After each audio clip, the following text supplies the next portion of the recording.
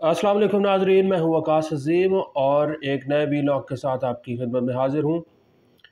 Vlog से मुताल्लिक़ अपना feedback लाज़मी दें। यूट्यूब पर मेरा चैनल वकास अज़ीम रिपोर्टर के नाम से आप इसे सर्च कर सकते हैं। सब्सक्राइब करें, लाइक करें, दोस्तों के साथ शेयर करें। दोस्तों, आज के वीलॉग में हम 3 इंतहाई अहम मौज़ूआत हैं जिनके ऊपर गुफ्तगू करेंगे। सबसे पहला जो मौज़ू है वो है इमरान ख़ान का इद्दत में निकाह से मुताल्लिक़ जो केस इस वक्त जारी है, और उस केस में आज बहुत ज़्यादा शिद्दत देखी गई है, क्योंकि ख़ावर मानिका जब अदालत में पेश हुए हैं तो वहाँ पर पाकिस्तान तहरीक इंसाफ के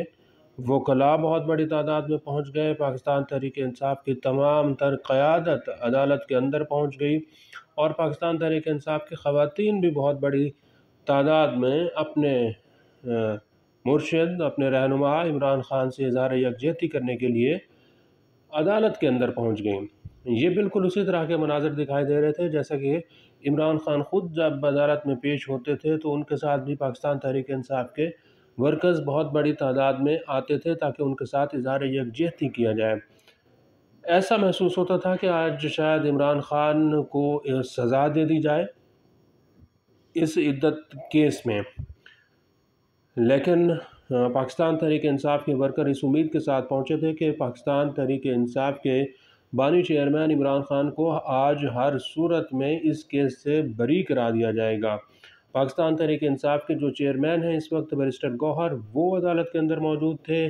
PTI के अपोजिशन लीडर उमर अयूब अदालत के अंदर पहुँच गए। PTI के सेनेट में opposition leader senator Shibli Faraz अदालत के अंदर मौजूद रहे, और जितनी भी पाकिस्तान तहरीक इंसाफ की ख़वातीन जो कि इस्लामाबाद में मौजूद थी वो अदालत के अंदर पहुंची। पहले हमने देखा कि जो वकील थे ख़ावर मानिका के, उन्होंने अदालत के रूबरू अपने दलाइल देने की कोशिश की, लेकिन जब ख़ावर मानिका अदालत के सामने आए तो फिर उन्होंने जो इस केस के हक़ाइक़ थे वो अपने दलाइल की सूरत में अदालत के सामने रखे। ख़ावर मानिका ने इमरान ख़ान के ऊपर इस केस के अंदर ये इल्ज़ाम लगाया है कि इमरान ख़ान ने मज़हब कार्ड इस्तेमाल किया है, इमरान ख़ान ने इस्लाम के लिबादे में इस्लाम को ख़राब किया है और उनको धोखा दिया है। ख़ावर मानिका ये कह रहे हैं कि उन्हें ये इल्म ही नहीं था कि इमरान ख़ान मज़हब के पीछे छुपकर वहाँ पर कौन कौन से कारनामे सर अंजाम दे रहे थे। ख़ावर मानिका ये कह रहे हैं कि इमरान ख़ान और बुशरा बीबी का निकाह इद्दत के दौरान हुआ है और उनको ये बात पहले से मालूम थी, और उन्होंने अपने बच्चों को भी ये बात बताई हुई थी कि जैसे ही इद्दत की मुद्दत जो कि 14 जनवरी बन रही थी, 14 फरवरी बन रही थी, जैसे ये पूरी होगी तो उसके बाद आप देखेंगे कि एक निकाहनामा जो है वो मंजर आम पर आ जाएगा। आज ख़ावर मानिका ने इंतहाई जज्बाती अंदाज में अपने दलाइल अदालत के सामने रखे हैं और अदालत को इस बात के ऊपर तकरीबन उन्होंने कन्विंस कर लिया था कि इमरान ख़ान को सज़ा दे दी जाए। लेकिन जैसे ही पाकिस्तान तहरीक इंसाफ के वर्कर्स ने देखा कि ये केस इमरान ख़ान के ख़िलाफ़ जा रहा है तो इमरान ख़ान के वर्कर्स ने अदालत के अंदर एक दकम पील शुरू कर दी, हंगामा आराई शुरू कर दी, और कई मौक़ा पर ख़ावर मानिका के ऊपर अदालत के अंदर भी जो PTI के वकील हैं उन्होंने लड़ने की कोशिश की। बहुत ही सूरत हाल अजीब सी बन चुकी थी, और इस दौरान जो जज हैं उन्होंने अदालत में फ़ैसला किए बगैर ही ये अदालत छोड़ दी और ये कहा कि अगर उन्होंने कोई भी फ़ैसला दिया तो ये जो पूरा का पूरा केस है ये मुतनाज़ा हो जाएगा। ये भी फ़ैसला हो सकता था कि इमरान ख़ान को बरी कर दिया जाए तो फिर बहुत बड़ा तनाज़ा खड़ा हो जाता, क्योंकि पाकिस्तान के जो मुक़्तदर हल्के हैं वो ये नहीं चाहते कि इस वक्त इमरान ख़ान को इस इद्दत केस में रिलीफ़ दिया जाए।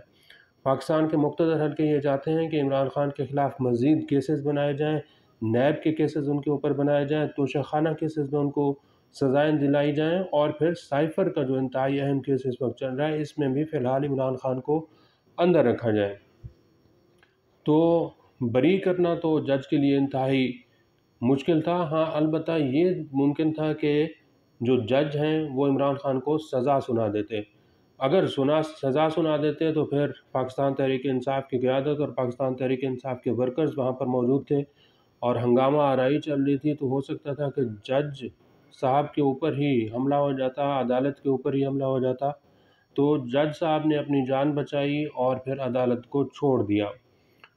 ایک لحاظ سے یہ انتہائی افسوسناک صورتحال ہے۔ اور پھر جب خاور مانیکا عدالت سے نکلے تو انہوں نے مکے کا نشان بنایا، وکٹری کا نشان بنایا کہ ان کو کامیابی مل چکی ہے، جس سے یہ لگتا ہے کہ عمران خان کو سزا ہو جائے گی، عدت کے کیس میں عمران خان کو سزا ہو جائے گی۔ جب خاور مانیکا نے وکٹری کا نشان بنایا تو پھر پاکستان تحریک انصاف کی خواتین ورکرز نے ان کے اوپر بوتلیں پھینکی اور وکلاء نے ان کو تھپڑ مارے، جس کی وجہ سے وہ زمین پر گر گئے، اور خاور مانیکا بھی عدالت سے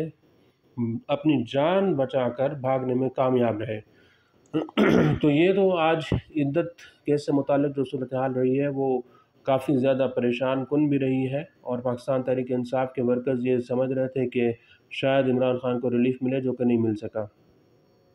لیکن ساتھ ہی ساتھ ہم آپ کو بتاتے ہیں کہ اب وزیر اعظم شہباز شریف ہیں وہ پریشان ہیں، کافی زیادہ پریشان ہیں۔ پریشان اس لیے ہیں کہ اب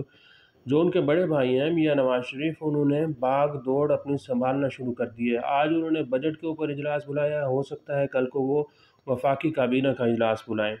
کیونکہ جو کارکردگی ہے چھوٹے میاں صاحب کی وہ انتہائی مایوس کن دکھائی دے رہی ہے، اور پنجاب میں بھی کوئی خاص کارکردگی پاکستان مسلم لیگ نون کے پاس نہیں ہے،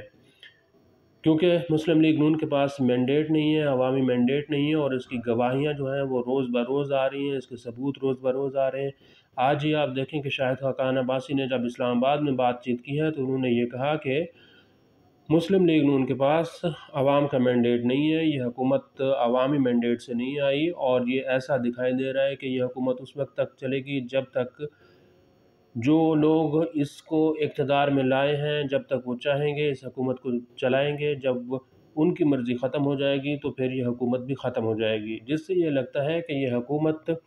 اس وقت جو حکومت ہے نون لیگ کی، یہ شاہد خاقان عباسی کے مطابق عوامی مینڈیٹ سے نہیں آئی بلکہ کسی کے کندھوں پر سوار ہو کر آئی ہے۔ ان کا اشارہ یقیناً پاکستان کی فوج کی طرف ہے، پاکستان کی اسٹیبلشمنٹ کی طرف ہے، جس نے ایک وقت میں یہ نعرہ لگایا تھا کہ وہ نیوٹرل ہو چکی ہے، لیکن